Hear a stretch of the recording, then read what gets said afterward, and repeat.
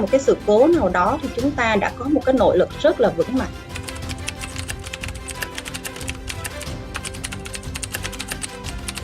Mình tạo ra một cái coaching contest để FCB mời tất cả các anh chị coach mình cùng nhau, mình cùng góp sức và mình cùng lan tỏa khai vấn này đến cho thị trường Việt Nam.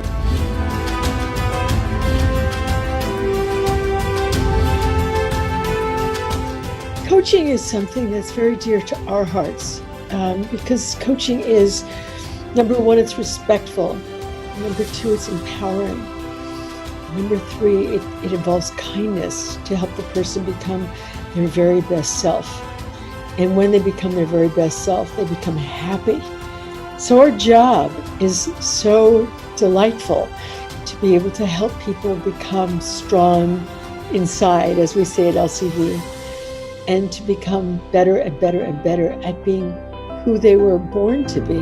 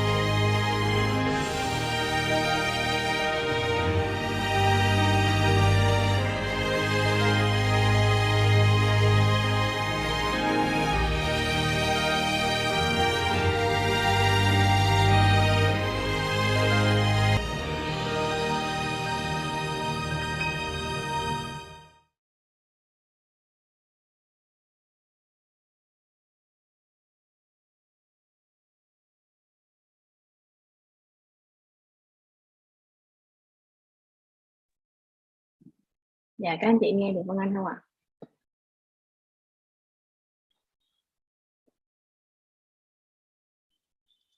Dạ, kính chào tất cả các anh chị. Session này của mình tiếp tục vẫn là tiếng Anh các anh chị nha. Nhưng mà phần hướng dẫn là Vân Anh sẽ hướng dẫn mọi người bằng tiếng Việt trước.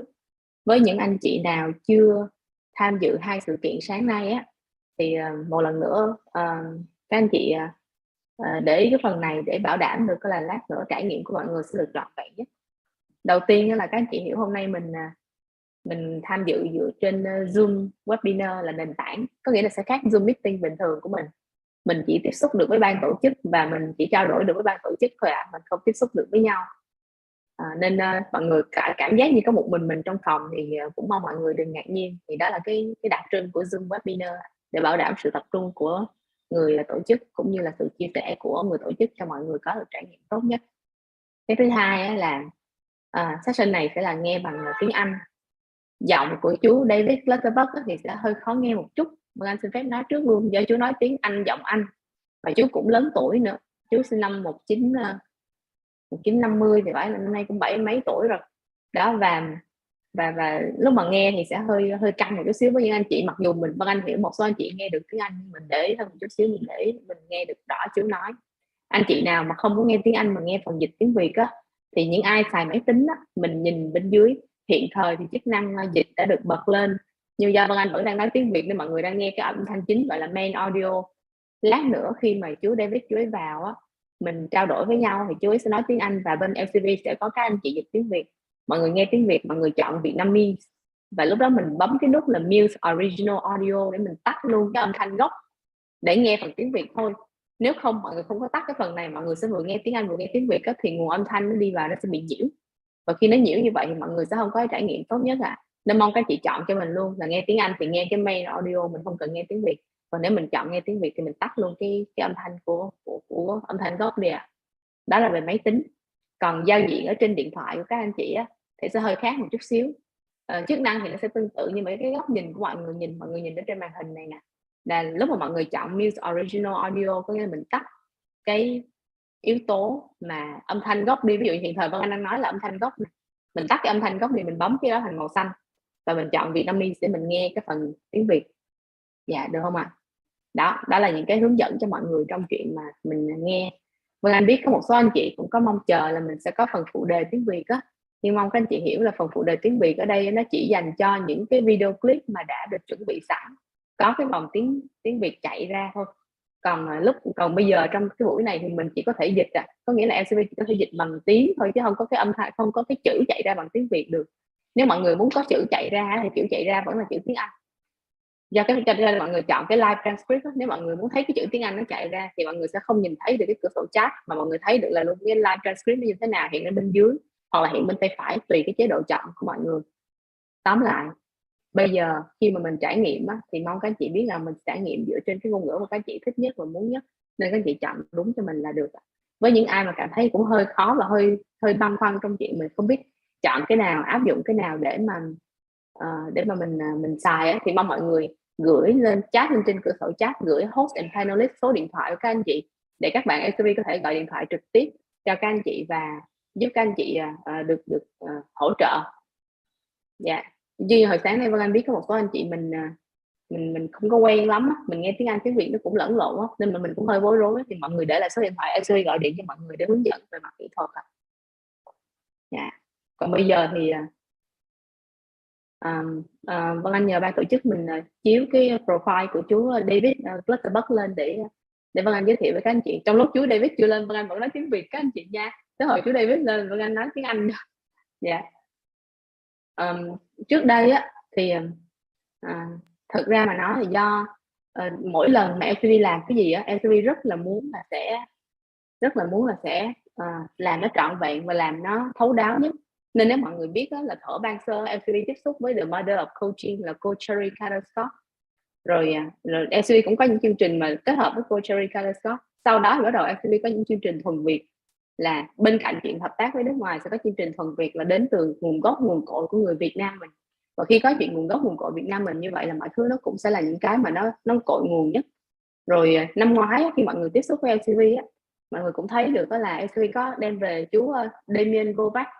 Chú là ICF MCC là cấp độ Master Certified Coach, là cấp độ cao nhất trong các cấp độ được chứng nhận từ Liên đoàn Khai vấn Quốc tế cho một người đang làm chuyên gia khai vấn có chứng chỉ. Thì khi mà tiếp xúc với lại chú Damien Govac, mọi người cũng thấy được chú Damien chính là người đầu tiên sinh ra Coach Supervision, hay còn gọi là cái môn mà gọi là nuôi dưỡng tâm hồn và tinh thần của người khai vấn. Thì năm ngoái là ngày 23 tháng 5 năm 2021, những anh chị nào đã tham dự các anh chị cũng biết đó là cái buổi mà LCV đã mời được chú về.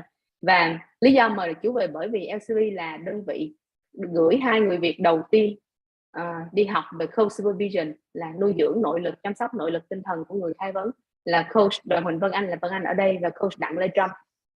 Và tóm lại là những gì LCV làm các anh chị cũng thấy rất là muốn là đi đầu ngành cùng dẫn mọi người để mà mọi người thấy được cái nét đẹp của khai vấn. Và trong nét đẹp khai vấn nó có mô hình vạn trạng, nó có nhiều môn, nó có nhiều sắc màu. Thì hôm nay cái ngày mà mình ở đây mình cùng trao đổi với mọi người mình sẽ thấy được đó là mình sẽ tiếp xúc một cái khái niệm cũng mới. Tại sao gọi là mới bởi vì trước giờ mọi người, giả sử như mọi người đang làm coach đi, cái sau một ngày đẹp trời mọi người được người nào đó, công ty nào đó mời tới để nhờ mọi người khai vấn cho một nhóm. cái mình cũng áp dụng khai vấn của một người với một người trong một nhóm, mà mình chỉ làm một cách rất là tự nhiên và rất là bộc phát, rất là bản năng thôi. Mình nghĩ là nó sẽ tương tự như là khai vấn cho một người, nhưng mà rõ ràng mọi người biết mà, cái dynamic, cái sự tương tác, cái mối quan hệ giữa những người trong một team với nhau, trong một đội với nhau, nó khác một người với một người lắm. Và đó là lý do mà sau này ở đây chính là khoảng gần cuối 2021 thì ICF, Liên đoàn Khai vấn Quốc tế, họ bắt đầu họ gọi là chuẩn hóa về team coaching, khai vấn cho đội nhóm. Team coaching khác group coaching nha mọi người. Team coaching là khai vấn cho đội nhóm á. Lát nữa về mặt sâu hơn, xa hơn, kỹ hơn thì mình sẽ nghe chú David nói. Nhưng mà anh xin phép giới thiệu cho mọi người chút xíu, mọi người hiểu được là team coaching nó khác group coaching ở chỗ là khai vấn cho nhóm á, nó là việc mà mỗi người có mỗi một nhóm có một chủ đề chung nhưng có mục đích khác nhau.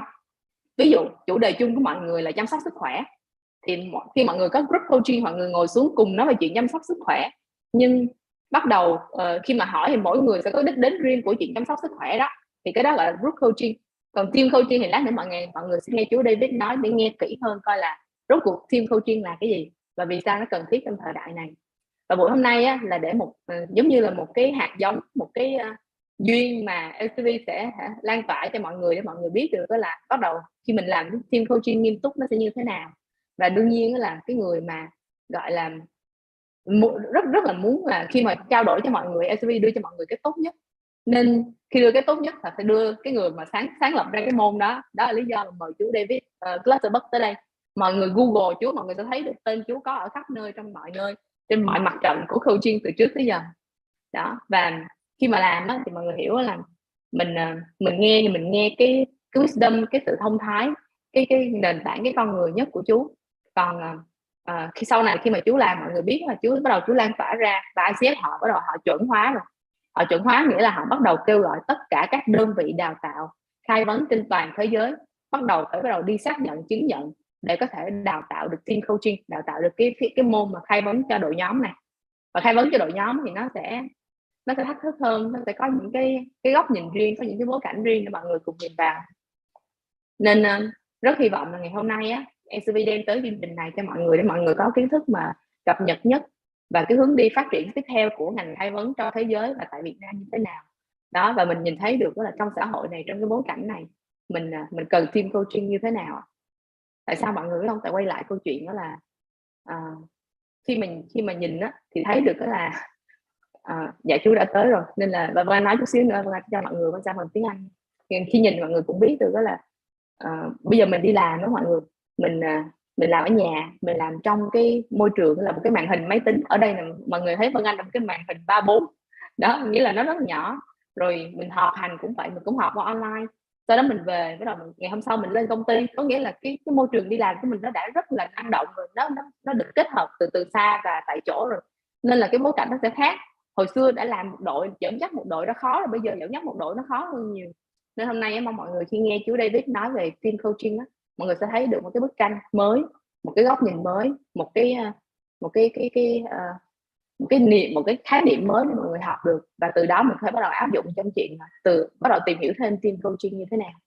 Dạ, bây giờ chú vào rồi nên Vân Anh xin phép nói tiếng Anh các anh chị nha, để chú biết rốt cuộc cô nói cái gì bằng tiếng Việt nãy giờ mà tôi không hiểu. Dạ.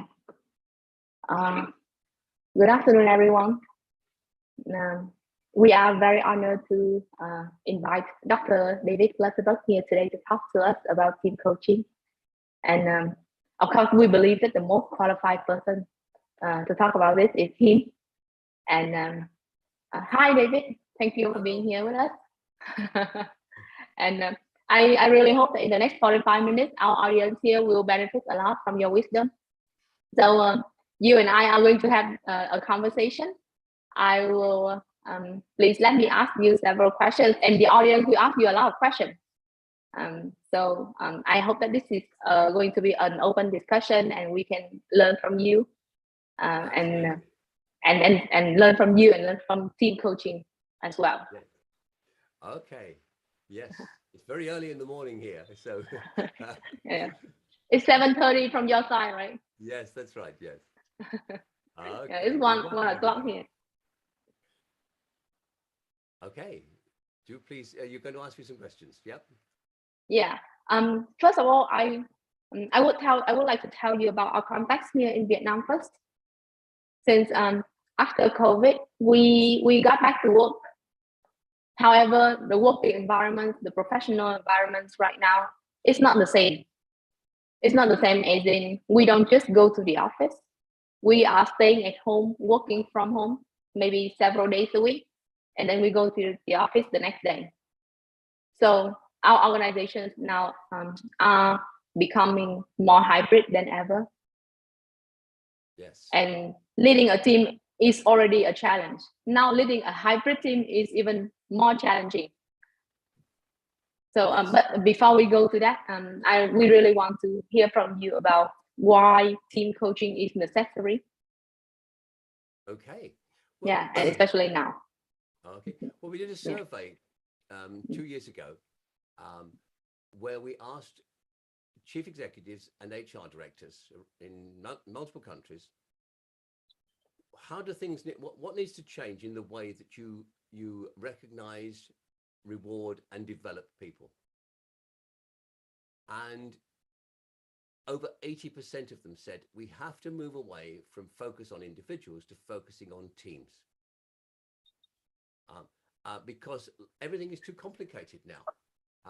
We need people to be able to, we need our teams to be able to perform well. The old styles of leadership, where the leader is expected to know everything and to make all the decisions, they slow everything down far too much. And so we need to be able to harness the speed of a team and the creativity of a team. Thank you, David. I hear you very well. However, several of our audience might find your voice a little bit soft and in a small volume. Can you move closer to your mic or?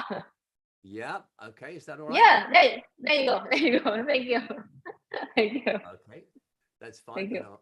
Okay. Yeah. Okay. Thank you. So please continue. We listen to where you see that people need to harness the power of a team to move forward with that power. And do you want me to share the slides that you prepared for this topic? Shall we? Do you want to, or shall we just have the conversation? You can do. Yes, go ahead. We'll do that. Yeah. I think we can have the conversation, and later we can share with the audience the slide of some bullet points of what you share. Better. Yeah. Okay. Cool. Thank you. But the question is, we understand that a team needs to be harnessed together to improve their power and their performance. But why is it necessary for team coaching, but not team mentoring or team training or team building activity that people are doing out there? But why is it team coaching? So what we've learned is there are a number of ways in which you can help a team. You can help a team by coaching its leader and helping that leader to become more effective at creating a coaching culture inside the team. You can help a team by team building. So doing some things that help them come together and appreciate each other. But team building is a very short-term event, because when the team changes and somebody comes, somebody goes, you're a new team. So you have to start all over again. And team coaching, team building has a very poor track record of actually making significant change. And in fact, one of the problems with team building is if it does work, if the team really does integrate, maybe they've been through a big crisis together and they've learned to appreciate each other. When you get change happening, newcomers can't break in. So you get a team of people who are close together and then other people who are not. So team building is very limited in its impact. Team facilitation, it happens where you've got a significant problem that you want to deal with. You need to get a strategy for this or a policy for that, or come together to do something. So it solves. You bring in somebody who's good at process, and they manage the process, and they help you to come to that solution on one thing. Team coaching, on the other hand, is about building that coaching culture in the team, and not just solving one issue. It's enabling the team, giving it the skills and the capability to change everything, to do it for itself long term. So it's whether you give somebody a fish or whether you teach them to catch fish. It's the difference in there. So the power of team coaching is so much greater. Thank you, David. It's very interesting that this morning, like as in our morning, Vietnam morning, we talked about building a coaching culture. And right now, your answer goes straight to the how of building a coaching culture. And as far as I understand, like you say, team building is very short term. Team facilitation is to resolve an issue, a problem that's going on. However, team coaching is more serving for the long-term benefits of the development of a team. Absolutely. And there's one other big distinction between team coaching and team facilitation. In team facilitation, you're in charge of the process. So you're taking the team through a process that you've brought. In team coaching, you focus on the conversation. It's the team that's in charge of the process. So you give much more control to the team to do its own thing. Indeed, when you have two team coaches, which we usually do, because the complexity of this, the two team coaches become role models for good teaming behaviors. So that also helps the team to get to grips with the issue. Yeah. So so I had this keyword when I listened to you. It's like future proof for the team. Yes. Yeah. Exactly. It's like proofing them, like covering them, harnessing them, and that's where the team can be nurtured and developed. Yes. Okay. Thank you for the answer. So then I really want to ask about, because we talked about team building, team facilitation. However, for example, there's some team strategy away day, for example. Yeah. Well, What's you the can difference? incorporate some coaching into a strategy away day. But you know, people, coaching's hard work because you're really making people think at a level they normally wouldn't. And so typically you would not do more than 3 hours of a coaching session. So you can build a team coaching session into a strategy away day. Okay. So that's where we can use team coaching strategy in strategy away day. Okay. Thank you. So I think it's also worth saying on the coaching culture issue that we did some research some years ago. We looked at what happened when you sent a line manager away on a line manager's coach course. You know, did it have any impact? The answer was no. Well, not any lasting impact. In most cases, it didn't stick. And so what we've been experimenting with for some time now, and we're just about to launch a whole new approach to this, a new product around this, is you educate the whole team in coaching together.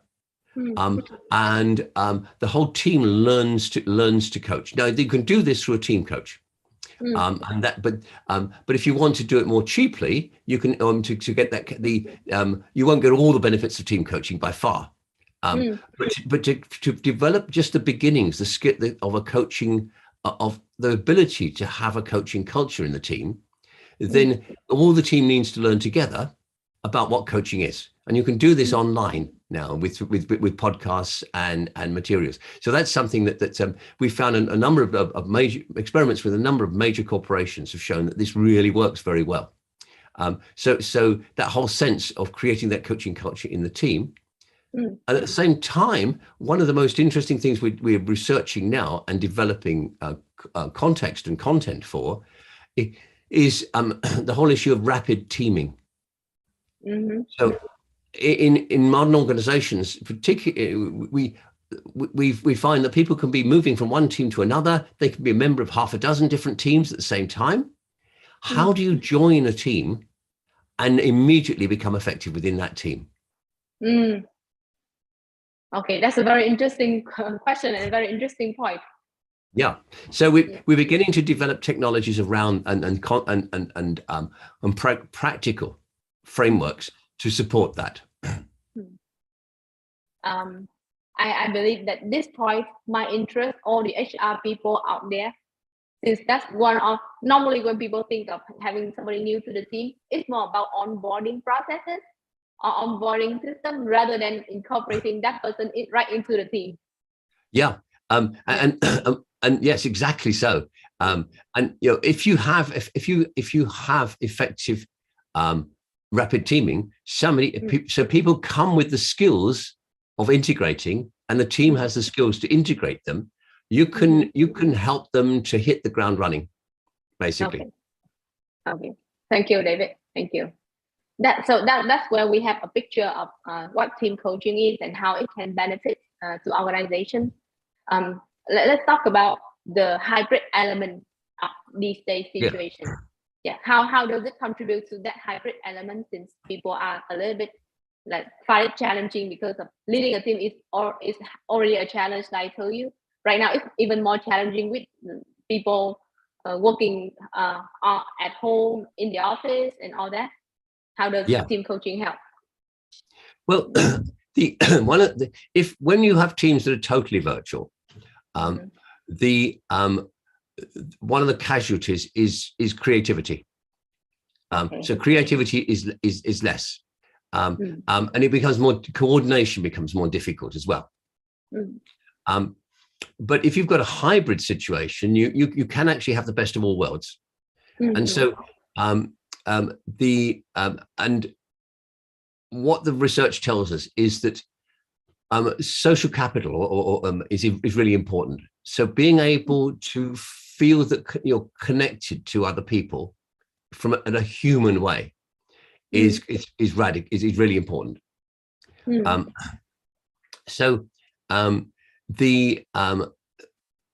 If you feel social isolation, if you're just at home, it can be it affects your mental health, your physical health, and it affects your productivity. But it's simple to do if you get everybody in the office together to be there humanly in place at the same time once a week. That seems to be enough in a hybrid environment.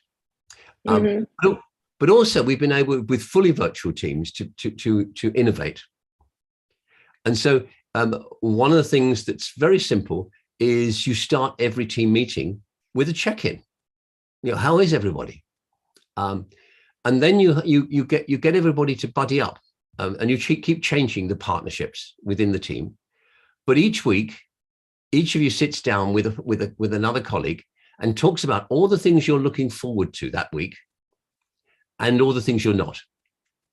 And then you support each other and you can and help each other. Now you can do that in the whole, if the team is willing and you've got time, you can have that meeting where each of you around the room, if there's a small enough team, you can do that. You all talk about what you're looking forward to and what you're not. And then you all aim to support each other. And that builds the cohesion of the team. Thank you, David. That gives us some idea for our next month and our next strategy meeting about how we can run together and how we can keep each other cohesive enough, like you say. And that comes from the minor and the manner of team coaching. Yeah. Yes, exactly. It's all part of within any team. You've got many relationships, and so if you've got 8 people in a team, you've got 56 different relationships. And how do you manage those? Well, you recognize them, and you have team coaching helps you to build all of those separate relationships as well as the collective relationship. Yeah, that's a very interesting point, because like just now for the past 2 questions, when I asked you and you went with your answer, I noticed that the core of team coaching is about those relationships. Yes. Yeah. Okay. And because I know that you have this I know for a fact that you have this model of developmental conversation when there are circles. Please elaborate more on that, so we all here and the audience here can learn from you. Yeah, yes. I mean, and there are many ways. Everything in the end comes down to the quality of conversations we have. My definition of leadership is the conversation that moves mountains. Yeah. And where that's what leaders can do. However, what we really want to get to know more is, for example, what you notice in organizations for now, when they don't know anything about team coaching, when they are still functioning in the old school way. How does it look like? And if we move forward, how does it look like? Okay. Well, I like to ask people, which teams in your organization can you not afford to fail? Yeah. That's the first question. It's a great question. And then we, okay, so what are you doing to make sure they can't fail? And so the cost of team coaching is marginal. Yeah. Against that. And then that helps contributing to the question that all leaders and HR people ask, like, how can we measure the return on investment on coaching and team coaching, if any? Yes, exactly. And so once you start to look at the cost of it, and particularly if you start to look at the cost of, compare it with the cost of lots of coaching for individuals, you know, when you have effective team coaching, even though you have two team coaches normally, the cost you've got 8 people in a team, you're coaching them all together, so you know it's it's a quarter of the cost in effect. Now you may well do some one-to-one coaching on top of that, but it'll be much less. So we find typically overall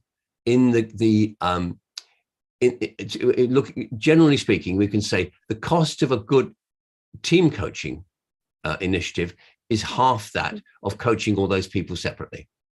At least that's one starting point for us to bring it to HR people and leaders who wants to know more about coaching and team coaching at the same time. Absolutely, and you know, and this applies whether it's team coaching inside the company with internally trained people, or whether it's with an external professional. Okay, that's a fair point. Thank you. So the next question is, like, if that's the case, then for example, for a leader, as a leader right now, because leaders everywhere in Vietnam, they start to know about coaching, and in Vietnam it's a very young market for coaching. And when people hear about coaching, they start thinking about, okay, building a coaching culture. So coaching is already new. Team coaching is even more new or newer. I'm not sure about how it is.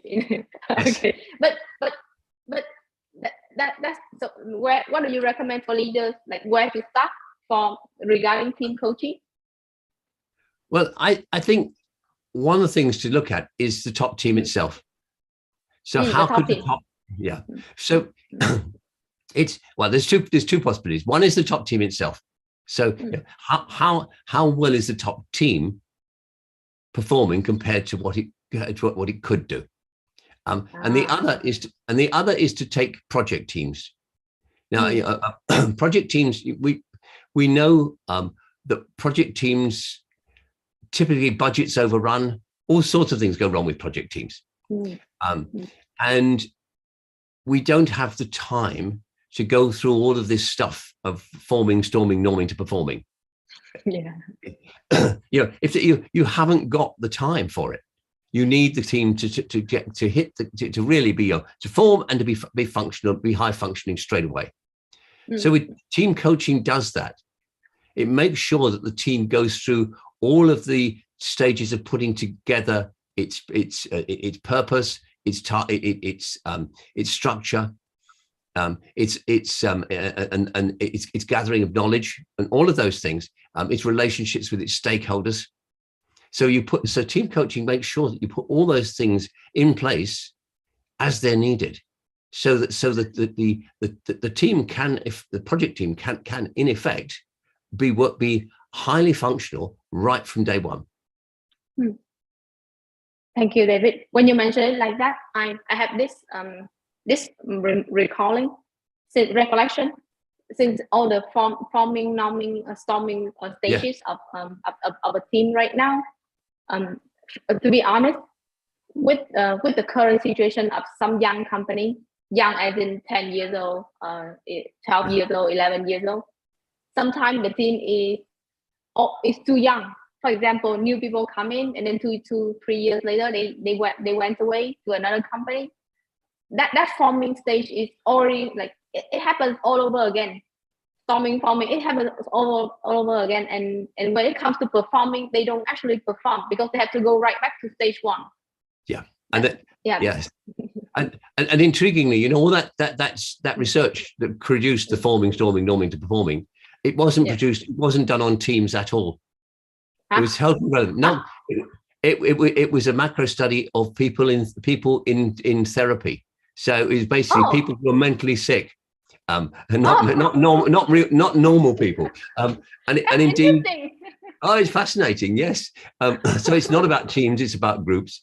And in fact, one study from the States found of 200 or plus new project teams, only 2% actually went through that through the structure in that model. Oh, thank you for sharing that. I don't know about that.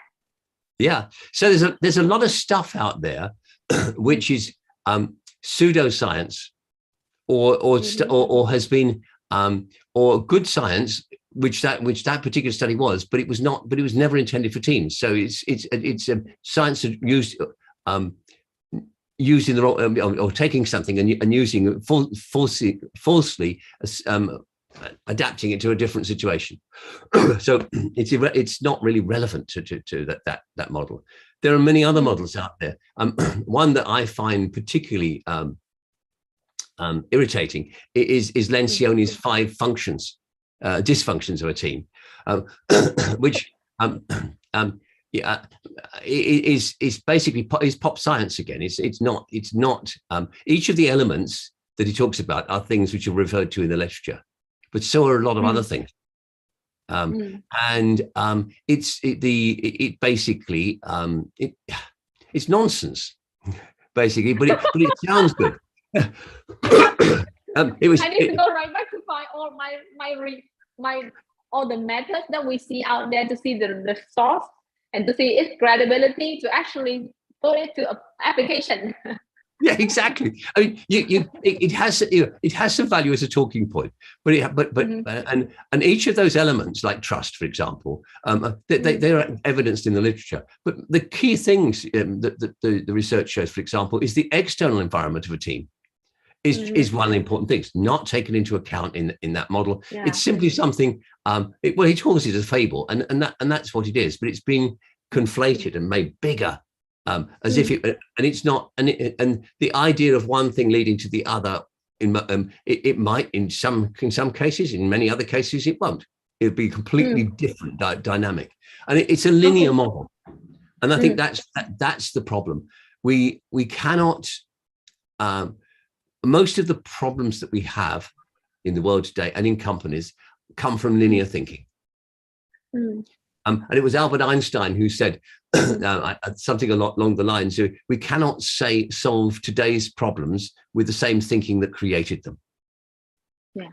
And models like this, like that, they are they're basically linear thinking models, and so that they can't help you to solve those complexities of living in a VUCA world. David, you just summarized everything that we shared this morning before this session. So thank you about that. Yeah. That's lovely. And so if that's the case, then my question to you will be, because I know for a fact you are a doctor, you have your research, you write 70 books yourself. So like you have a whole life of researching and seeing statistics and meeting people and training people, training coaches and leaders. So in your experience, what do you see as core traits of a high performing team as a result of good team coaching? We were lucky enough to be invited to one of the world's biggest high technology companies and to go and interview their highest performing teams globally. And we found very high consistency. And there were a number of factors that we identified. And one of those was the role of the leader. And we coined the phrase the secure leader. So the secure leader has the courage to take the mistakes that are made on his shoulders or her shoulders. we describe them, they don't see themselves as managing anybody. They see themselves as creating the environment where people can manage themselves. Yeah, that's very interesting. Yeah. So they don't get into them. They don't micromanage at all. Some of the other things we found in those teams, we found there was they had amazing resilience. Things went wrong, they were able to get over it quite quickly. And part of that was because they put inordinate effort into making sure that people that joined the team would really be able to contribute. So it was the right people. And this goes back to all the fundamental research on teams and teaming tells us this as well. So they would, in some cases, they would wait up to 2 years before they got somebody into a role, which is quite something. They were very they looked upon change as something positive. And all of them, intriguingly, had a whole long list of people who would want to join them if there was a vacancy. So there was something about the environment they created, and we call it fizz and buzz. So fizz is the enjoyment you get from the work, and buzz is the enjoyment you get from the company you keep at work. So there was a lot of investment in all of those things. And those are just some of the characteristics that we identified. Okay, thank you. Thank you for sharing that, David. So if that's the case, then because you mentioned something that very resonates with LPB, our company, where we train ourselves to be more resilient emotionally.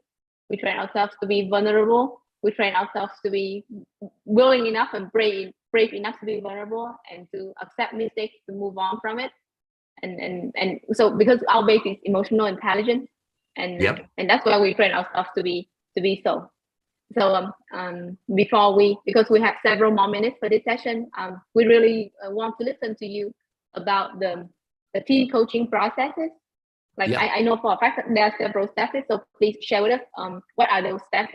What are those steps so that the audience can hear from you? Thank you. Okay.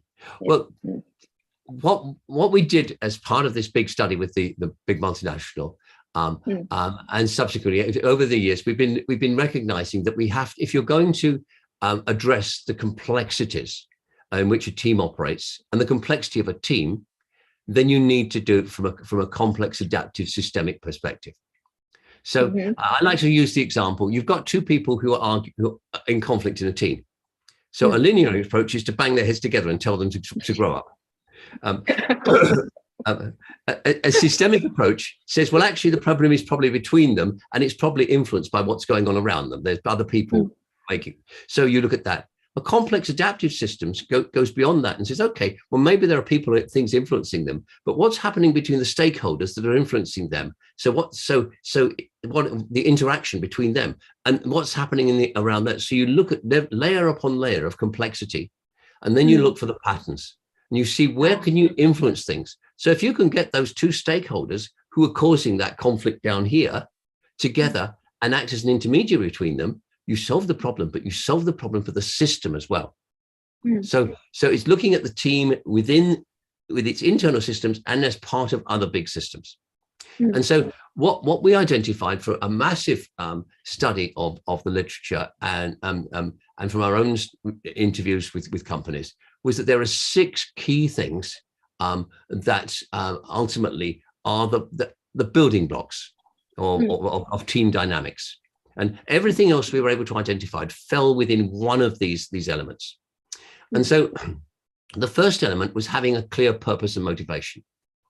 And so there's masses of research going back to the 1990s to show that the first thing that a team needs in order to become a high-performing team is to have a clear and a purpose that everybody agrees to and is aligned to. But if that doesn't motivate you, you've got a problem.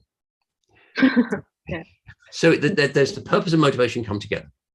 Now you've got the E, which is the external processes and systems. How do you relate to your stakeholders? How do you listen to them, and how do they listen to you? What's your reputation with your stakeholders? Are they providing you with the resources that you need? During COVID, one company went out to all its stakeholders all its suppliers and all its customers, and simply ask them, how is this affecting you? What are the biggest problems and challenges you're experiencing? And then it brought them all together and said, okay, how can we as a chain support each other? When, of course, now as COVID has gone, that company has amazing relationships with its entire supply chain, to the point where some of the customers are coming to and tipping them off about technological and other advances in the competitors. That's something, isn't it? Yeah. So we've got the purpose and motivation, the external relationships, the stakeholders. Then we've got relationships, how you get on together in the team. This is primarily about psychological safety. And then from psychological safety, we move along to the I, which is the internal processes. How do we communicate? How do we make decisions? What are our quality processes in the team? And then L for learning. So how do we make sure that we are at least at the same, keeping or changing and evolving and learning at least as fast as the world around us needs us to? And then the last one is leadership. And when we talk about leadership, we don't mean being the titular leader. We mean leadership is people taking responsibility for the things that need to be done. And when we work with teams looking at these 6 different things, we do it in a number of ways. We have a diagnostic, an app, which there'll be an app coming in a few days' time. Which, by the way, is anyone that wants to play with the app, we will. If you just let me know, we can arrange for them to do that for free. Yes, so I'm sure they'd be happy to do that. But then we also use the framework to get them to take an issue that's gone well or an issue that's not gone so well, and then they basically look at how under each of those headings what was happening and how did they interact together. So maybe some of our internal processes were not being efficient, was making the stakeholders less willing to provide us resources to do what we needed to do. And so you look at all the mixture and you see the patterns. And now you can change. If you just change one thing, the system just pushes it back to where it was. And so start with the idea that whatever the presented issue is, it's only a symptom of things going on in the background. So we address the patterns. We look at the system and we say, okay, how do we change the system? And this makes for much more lasting change, much deeper change, much more satisfying change. And that's what team coaching does. Okay. Thank you, David. So to summarize, it's about the purpose, the external context, the internal context, the leadership. And when we do that, it's more for the awareness. So we can look for patterns and see where it is and what we can do about it. Yeah. Thank you. We have this word simplexity. It means the art of making things simple but not simplistic. And that's really we seek the simplicity in amidst the complexity. Yeah. Thank you. Thanks a lot for that. Thank you, David. We are at our end of our conversation. And once again, thank you for your wisdom, and thank you for being the first person who takes team coaching very seriously, serious enough that ICF is now asking for people to accredit all the training providers in the world if they want to offer team coaching. Thank you for being the pioneer to do so. And I know that you are the founder of a coaching and mentoring institute. So audience and participants, if you want to know more about David, you can check his books and his website and his institute out to see and to know more about him and his knowledge. Because right now at this session, we don't have much time left. Actually, we are out of time already. So once again, we thank you for being here today with us. And we hope that this session is the start for all us coaches out there and leaders to be aware about team coaching. And we really want this experience to be the start of our journey of finding out about team coaching. And actually, it might shape the future of coaching in Vietnam, David. since I hope so. Yeah. But Yeah. I should in next month. I should be in Asia Pacific and doing some webinars. One of which will be on our agile organizations. And so how do you apply some of these principles to the creation of organizations which are fast moving? So I'm sure give anybody that's interested, we can give information about that. Please send me the detail. So after this event, after today's event, we will send out a thank you email to everyone. And if you have the registration page for that, we can send it to all our participants here. If they want to attend that, they can. Brilliant. So thank you, That's David. a pleasure. Thank you all. Go safe and well. Thank you. Kính mời tất cả các anh chị. Mình hồi nãy mình nghe có một cái khúc đó, là mình nhớ câu là emotional resilience với mọi người. Cái resilience của cái chuyện creating trust trong team mà chú nói tới.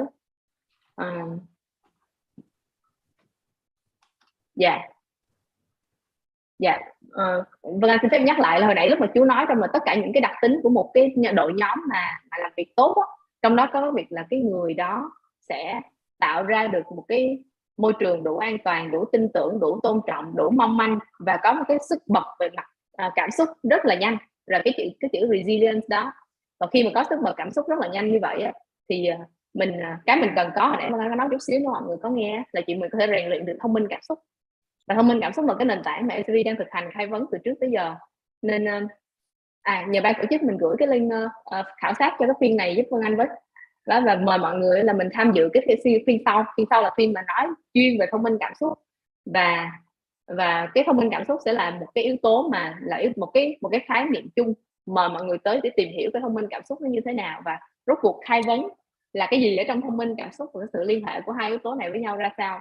Bởi vì toàn bộ những yếu tố mà chú David nói tới, Vân xin phép tóm tắt lại là ví dụ như cái team mà chú nói tới nha, Vân có những gạch đầu dòng ở đây.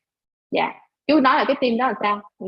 Cái người đó là người mà sẽ tuyển đúng người nè, tập trung vào những cái thành công nè, tập trung vào yếu tố thành công nè, tập trung vào chuyện dám mong manh này, dám sai nè, tập trung vào chuyện cái sức bật tinh thần nó có thể có nè, tập trung vào chuyện mà tạo động lực cho mọi người nè, tập trung vào chuyện mà có thể giúp mọi người có được cái phát huy được tiềm năng nè, tập trung vào chuyện tin tưởng và tôn trọng nè, tập trung vào chuyện mà mình sống sao mình đem vậy tới công sở là hai bên nó phải thống nhất với nhau nè.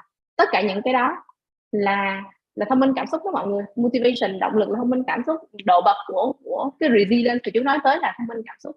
Nên mời mọi người tới sự kiện sau đó mọi người nghe kỹ hơn về thông minh cảm xúc. Hẹn gặp lại các anh chị trong các sự kiện khác của hai sự kiện tiếp theo của ngày hôm nay.